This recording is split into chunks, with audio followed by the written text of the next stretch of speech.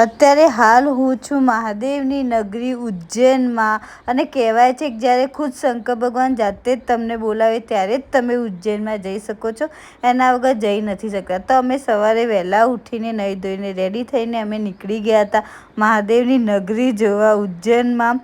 અને ઉજ્જૈનમાં મેન આરતી છે ભસ્મ આરતી, જે સવારે 4 વાગે થાય છે. તમારા નસીબ હોય તો જ તમે ભસ્મ આરતીનો લાવો લઈ શકો છો.